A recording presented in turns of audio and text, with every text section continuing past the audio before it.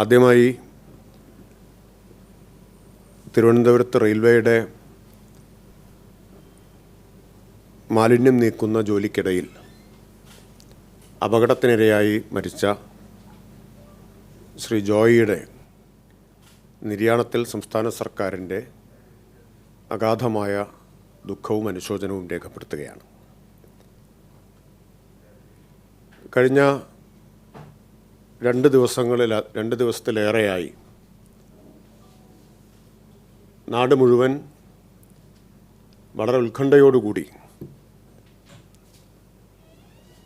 ജോയിയെ തിരിച്ചു കിട്ടാൻ വേണ്ടി കാത്തിരിക്കുകയായിരുന്നു. പക്ഷെ നിർഭാഗ്യവശാൽ ഇന്നിപ്പോൾ അദ്ദേഹത്തിൻ്റെ മൃതശരീരമാണ് ലഭിച്ചത്. ജോയിയെ കണ്ടെത്താൻ വേണ്ടിയിട്ട് നടന്നിട്ടുള്ള രക്ഷാപ്രവർത്തനം മഹത്തായതാണ്. സമാനതകളില്ലാത്ത മഹത്തായ രക്ഷാപ്രവർത്തനമാണ് നടന്നത്. അത് വളരെ മാതൃകാപരമായിട്ടുള്ള ഒന്നാണ്. ആ രക്ഷാപ്രവർത്തനത്തിൽ അണിനിരന്ന എല്ലാവരെയും സർക്കാരിന് വേണ്ടി അഭിനന്ദിക്കുകയാണ്, അവരോടുള്ള നന്ദി രേഖപ്പെടുത്തുകയാണ്. പ്രത്യേകിച്ച് ഫയർഫോഴ്സ്, അതിൽ തന്നെ പ്രത്യേകമായി പരാമർശിക്കേണ്ടതാണ് സ്കൂബ ഡൈവേഴ്സിൻ്റെ സേവനം. ജീവൻ പണയപ്പെടുത്തിയാണ് അവർ ഈ പ്രവർത്തനത്തിന് എത്തിച്ചേർന്നത്. പോലീസ് രക്ഷാപ്രവർത്തനത്തിലുണ്ടായിരുന്നു. ഇന്നലെ വൈകിട്ടോടുകൂടി, രാത്രിയോടുകൂടി നേവിയും എത്തിച്ചേരുകയുണ്ടായി. നഗരസഭയിലെ ജീവനക്കാർ ഉടനീളം ഈ രക്ഷാപ്രവർത്തനത്തിലുണ്ടായിരുന്നു.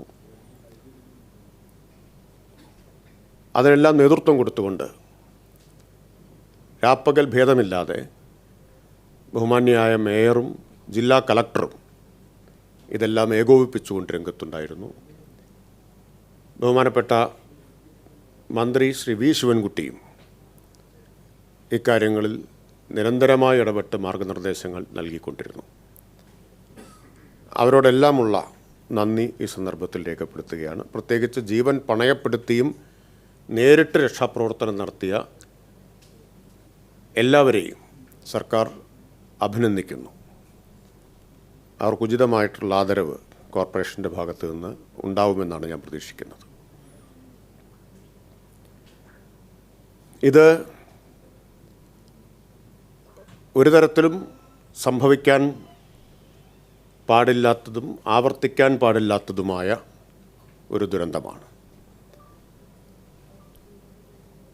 നടന്നത്. ഇപ്പോൾ നമുക്ക് എല്ലാവർക്കും അറിയാം, റെയിൽവേയുടെ അധീനതയിലുള്ള പ്രദേശത്താണ്. കോർപ്പറേഷനോ സർക്കാരിനോ നേരിട്ട് ഇടപെടാൻ അധികാരമില്ലാത്ത റെയിൽവേ ഭൂമിയിലാണ് ഈ അപകടം നടന്നത്. എവിടെ നടന്നതായാലും ഉണ്ടാവാൻ പാടില്ലാത്തതാണ്, വേദനാജനകമായിട്ടുള്ള കാര്യമാണ്.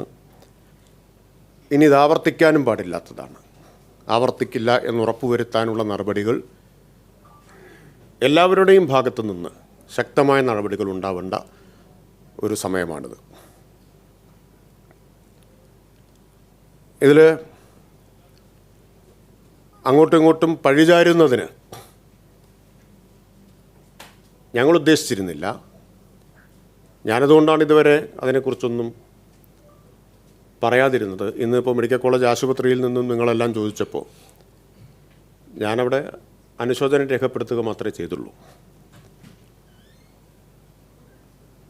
ഒരു പ്രശ്നം നമ്മുടെ മുമ്പിലുണ്ട്. മാലിന്യ പ്രശ്നം പരിഹരിക്കാൻ കഴിഞ്ഞ ഒരു വർഷമായി തീവ്രമായ ശ്രമം സർക്കാർ നടത്തിക്കൊണ്ടിരിക്കുകയാണ്. ആ ശ്രമത്തിൻ്റെ നല്ല നേട്ടവും ഉണ്ടായിട്ടുണ്ട്. പൂർണ്ണമായിട്ട് പരിഹരിച്ചിട്ടില്ല എന്ന് അംഗീകരിക്കുമ്പോൾ തന്നെ നല്ല നേട്ടവും ഉണ്ടായിട്ടുണ്ട്. അതിനിടയിലാണ് ഇത്തരമൊരു ദുരന്തം റെയിൽവേയുടെ അധീനതയിലുള്ള ഒരു പ്രദേശത്ത് നടക്കുന്നത്. ഗവൺമെൻറ്റിൻ്റെ ശ്രദ്ധ മുഴുവൻ ഇതെവിടെ നടന്നതാണെങ്കിലും അപകടം പറ്റിയയാളെ കണ്ടെടുക്കുക എന്ന കാര്യത്തിലായിരുന്നു. ജീവൻ രക്ഷിക്കാനും അദ്ദേഹത്തെ കണ്ടെത്താനുമുള്ള ശ്രമത്തിലായിരുന്നു ഗവൺമെൻറ് പൂർണ്ണമായിട്ടും ഏർപ്പെട്ടത്. പക്ഷെ നിർഭാഗ്യകരമെന്ന് പറയട്ടെ, തുടക്കം മുതൽ തന്നെ രാഷ്ട്രീയ മുതലെടുപ്പിനുള്ള ശ്രമത്തിനാണ് മറ്റു പലരും വ്യഗ്രത പൂണ്ടത്. അതിലായിരുന്നു താല്പര്യം കൂടുതൽ. അതും ഒഴിവാക്കേണ്ടതാണ്. അത് ആവർത്തിക്കാൻ പാടില്ലാത്തതുമാണ്. ഈ ദുരന്തം ഉണ്ടാകാൻ പാടില്ലാത്തതും ആവർത്തിക്കാൻ പാടില്ലാത്തതുമാണ് എന്ന് പറയുന്നത് പോലെ ഇതുപോലൊരു ദുരന്തത്തിൽ രാഷ്ട്രീയ മുതലെടുപ്പിന് വേണ്ടിയിട്ട് ഇത്രമാത്രം വ്യഗ്രത കാണിക്കുന്നതും ഉണ്ടാകാൻ പാടില്ലാത്തതും ആവർത്തിക്കാൻ പാടില്ലാത്തതുമായിട്ടുള്ള ഒരു കാര്യമാണ്.